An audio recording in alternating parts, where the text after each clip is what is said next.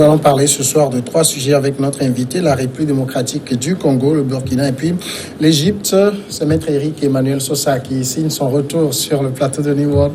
Maître Sosa, bonsoir. Bonsoir Samuel Niaoui, ravi de vous retrouver. Merci, ravi pour nous également. La République démocratique du Congo, l'ONG Médecins sans frontières a accusé lundi l'Organisation mondiale de la santé de rationner le vaccin des laboratoires Merck, le seul utilisé à ce jour pour lutter contre la propagation du virus Ebola dans l'est du pays.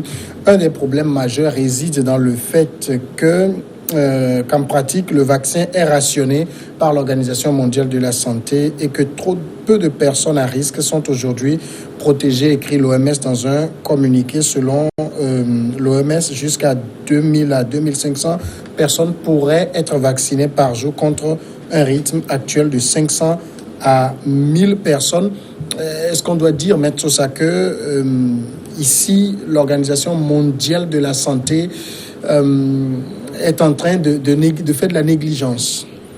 Écoutez, je suis très étonné par cette polémique, parce que je ne comprends pas pourquoi une organisation comme l'OMS, dont la vocation première est de protéger les populations malades partout dans le monde, quand je vois les efforts considérables que l'OMS déploie contre Ebola et contre d'autres épidémies dans le monde, et le personnel renforcé qu'ils ont en RDC, je ne comprends même pas pourquoi on va chercher cette polémique pour dire que l'OMS rationne. Elle rationnerait pourquoi?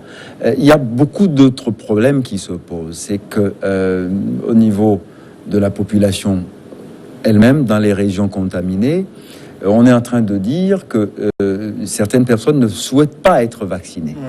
Et ils sont très sceptiques par rapport à l'efficacité du vaccin. Bon, certains sont dans le déni même de la maladie. On leur dit que toutes les précautions prophylactiques à prendre, c'est certain, le balayent d'un revers de la main en disant non, ce sont des fichaises, on n'y croit pas. Alors, dans tout ça, on vient nous dire que l'OMS rationne. À quelle fin? Il y a beaucoup d'autres problèmes sous-jacents que je voudrais qu'on examine.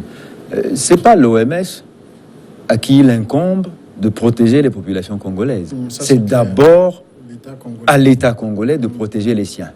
Et on me dirait que l'État congolais demande à acheter des doses et qu'on refuserait de lui livrer les doses. Là, je dirais l'OMS rationne l'État congolais. Mais on n'entend pas dans tout cela quelle est la position du ministère de la Santé du Congo.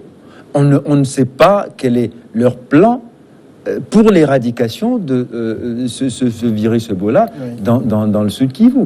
Ça pose beaucoup d'autres problèmes. Alors, venir dire aujourd'hui que l'OMS est en train de rationner, d'abord, c'est une autre organisation, Médecins sans frontières, qui a soulevé la polémique. On se demande s'il n'y a pas derrière des groupes d'intérêt qui sont en train de chercher à se neutraliser, parce que il y a un vaccin qui est actuellement en train de faire bon effet. On commence à lui donner bonne presse. Et aussitôt, on nous dit il y a un deuxième vaccin. Écoutez, le monde est demandeur de tout progrès médical qui permettrait de faire disparaître à jamais des maladies comme Ebola. Alors, on est plutôt dans ça, et en train de capitaliser sur l'espérance que l'avènement d'un deuxième vaccin va permettre d'avoir dans les populations. Et on nous dit qu'on rationne. Le deuxième vaccin, il en est où, lui? Pourquoi il n'est pas sur le marché? Mais est-ce qu'il y a des raisons de douter aussi de Médecins sans frontières?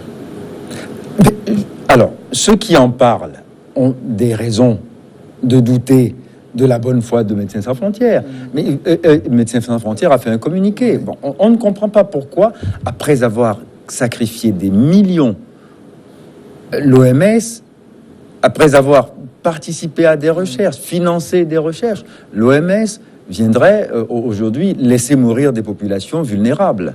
Parce que le communiqué de Médecins sans frontières dit que les efforts de MSF pour étendre l'accès à la vaccination en collaboration avec le ministère de la Santé se sont heurtés au contrôle extrême imposé par l'OMS sur l'approvisionnement en vaccins. Bien. Alors c'est bien ce dont je parlais tout à l'heure. qui est le premier plaignant? Médecins sans frontières ou le gouvernement congolais? Vous savez quelle est la position du gouvernement congolais sur ce problème? Pas clairement exprimé en tout cas. Bon, alors c'est bien de cela qu'il s'agit, c'est-à-dire que en fin de compte, on gère aussi la santé publique par sous-traitance. Parce que c'est d'abord un problème de santé publique. Et la responsabilité première incombe au gouvernement congolais qui doit s'adresser à l'OMS. Si véritablement il y a un rationnement de l'OMS, il faut que l'OMS s'explique. Et l'OMS est finalement comptable parce que c'est une organisation dérivée de l'ONU. Et je crois savoir que le président de la RDC, Tshisekedi, est à New York actuellement à la tribune de l'ONU. Si un problème comme ça se pose et que l'OMS est fautive, on l'aurait su depuis longtemps et le gouvernement congolais aurait beau rôle à dénoncer ces turpitudes si jamais elles étaient avérées. Mais là, apparemment, non. C'est la raison pour laquelle je suis très sceptique par rapport à la position de Médecins sans frontières et à la polémique qui est créée. Et à mon avis, il y a encore des groupes d'intérêt et des enjeux qui ne veulent pas dire leur nom. Le second sujet, c'est le Burkina Faso. L'ancien Premier ministre Kadri Désiré Ouédraogo, candidat à la présidentielle de 2020, ainsi que plusieurs membres influents du Congrès pour la démocratie et le progrès, le parti de l'ex-président Blaise Compaoré, ont été exclus de l'ancien parti État lors d'un congrès extraordinaire dimanche. Kadri Désiré Ouédraogo, Boureima Badini, ancien représentant de Compaoré lors de la médiation dans la crise ivoirienne, Yahya Zungrana, député, et Alpha Zago et Yago, tous membres du bureau politique national du parti, ont été suspendus pour une durée d'1 an selon une motion adoptée lors du congrès. C'est vrai que quand on n'est plus au pouvoir, mais tout ça, on sent plus les turbulences. Oui, vae victis, comme on dit toujours. Vae victis, parce que, bon, enfin, là, c'est quand même un problème qui ne concerne pas le pouvoir. Le pouvoir en place, bon, il regarde peut-être amusé et intéressé cette petite guéguerre qui se passe au sein du CDP. Et ce sont les caciques du CDP qui se font la guerre. Bon, écoutez, à la place du gouvernement de Roch-Marc Christian Kaboré, je jubilerai aussi. Parce que, bon, la division de mes ennemis fait mes affaires. C'est un peu ça. Donc, mais on le voit aussi dans certains partis au pouvoir. Hein. Bon, à côté, en Côte d'Ivoire, le parti au pouvoir est aussi laminé par des guerres de tranchées. Les coalitions qui avaient fait avant le socle du pouvoir en place, le RHDP, a volé en éclats, et aujourd'hui on est en train de sanctionner aussi les dissidents, les rattachistes, etc.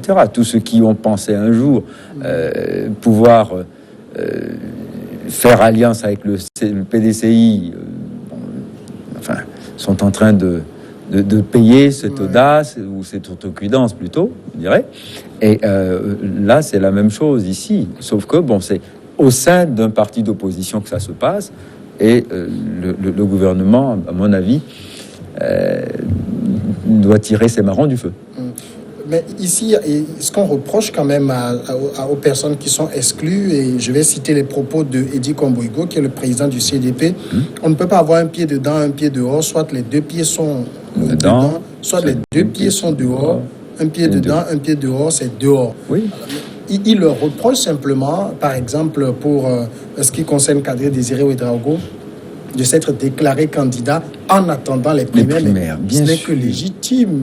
C'est un homme politique qui doit avoir des ambitions. Oui, il se déclare candidat, mais je ne pense pas qu'il a voulu escamoter les primaires. Oui.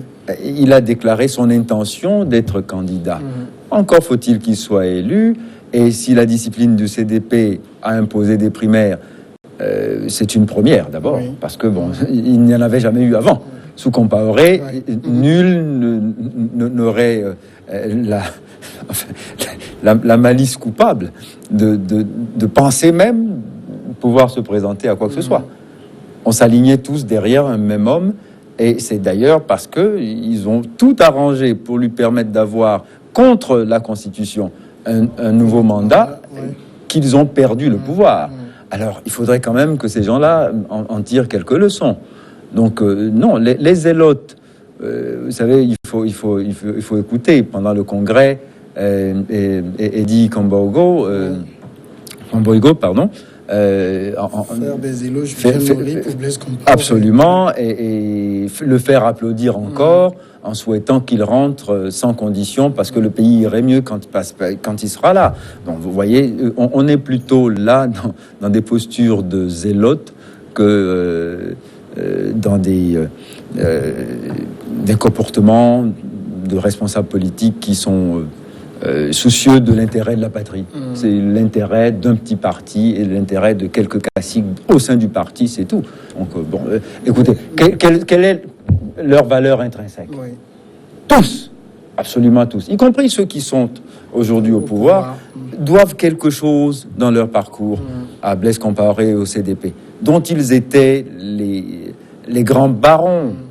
Alors, bon, aujourd'hui, bon, qui soit en train de se tirer le mou, mais c'est amusant. Le CDP qui est rentré dans l'opposition depuis 5 ans commence par se déchirer, commence par chasser ses cadres, alors que le parti est dans une logique de reconquête du pouvoir. Justement, c'est pour ça que je dis, si j'étais à la place de Roch-Marc Christian Caboret, je boirais mon petit lait. C'est parfait. Ils réussissent tout seuls ce que le régime aurait rêvé faire. Alors tant mieux.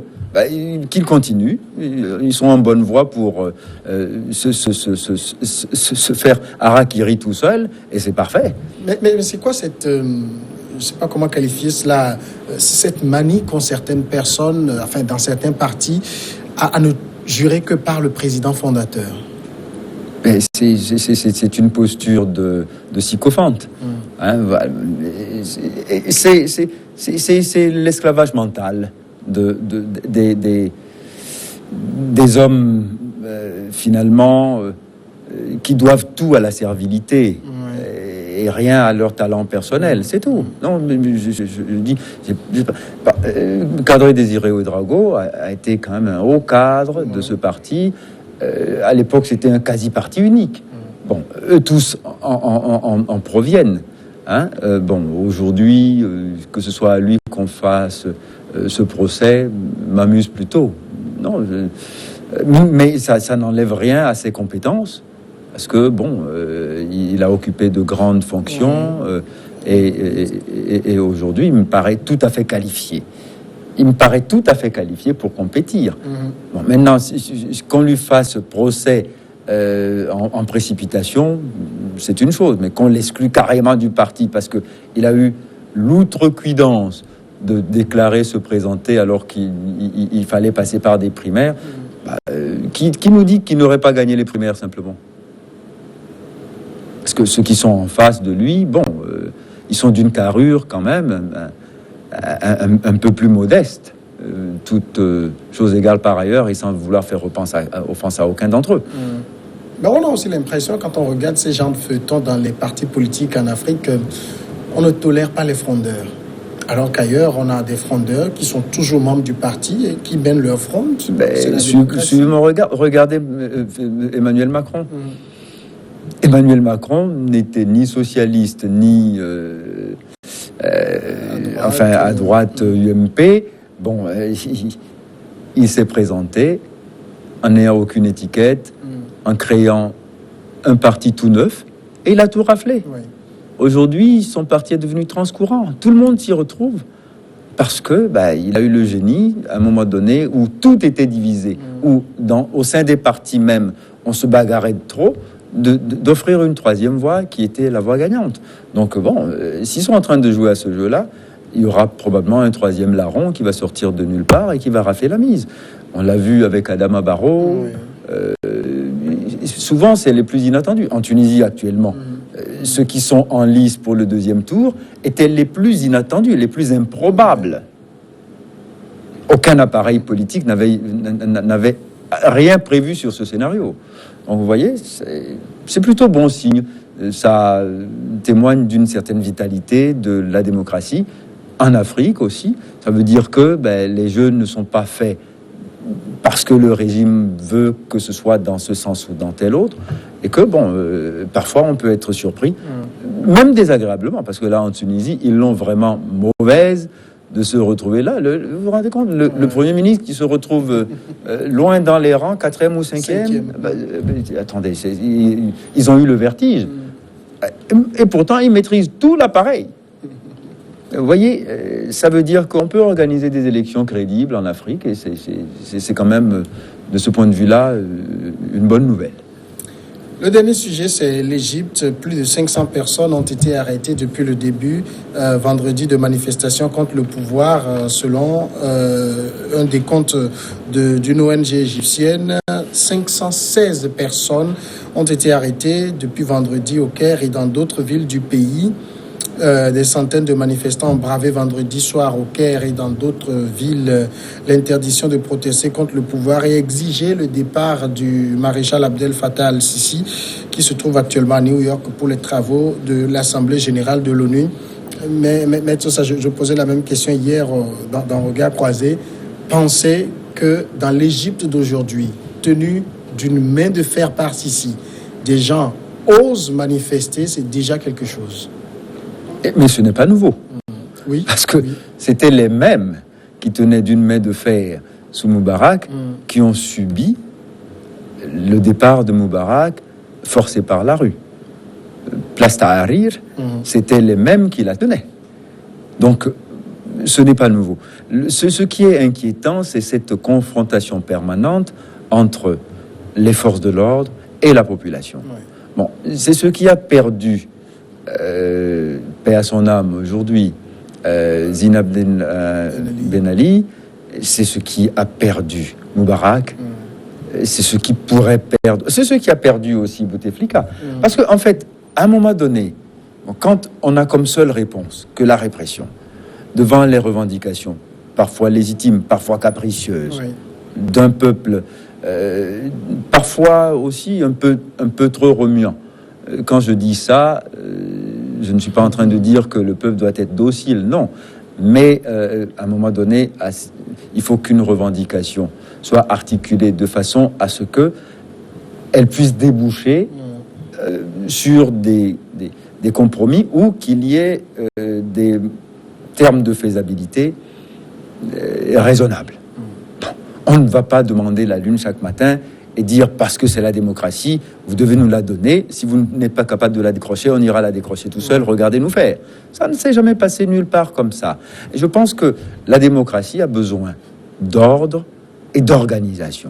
Et si c'est la démocratie par les foucades de la rue, avec cet élan dégagiste qui parfois n'a comme seule légitimité que la colère, alors, à un moment donné, il faudra s'attendre à ce que on vive des scénarios de Tiananmen. Tiananmen, c'était un régime qui s'est retrouvé en confrontation avec la jeunesse de son pays. Et il y avait d'abord un refus, et puis ensuite, il y a eu des possibilités de discussion. Et c'est parce qu'on a refusé les discussions avec le régime qu'à un moment donné, il s'est radicalisé et qu'on a eu ce bain de sang innommable. On a broyé en une nuit 3000 à 4000 personnes et en interdisant même à leurs parents de venir chercher les cadavres. Et vous voyez, ce régime est toujours là. Vous voyez, c'est pour ça que je dis, il faut que les revendications soient articulées et il faut qu'il y ait une organisation qui permettent de relayer les revendications. Et parce que c'est toujours ça ce qui se passe. On revendique. Et si le pouvoir tombe, il n'y a personne pour le prendre. Et finalement, ce sont des vautours qui viennent le rafler et il échappe encore. Vous voyez, c'est un peu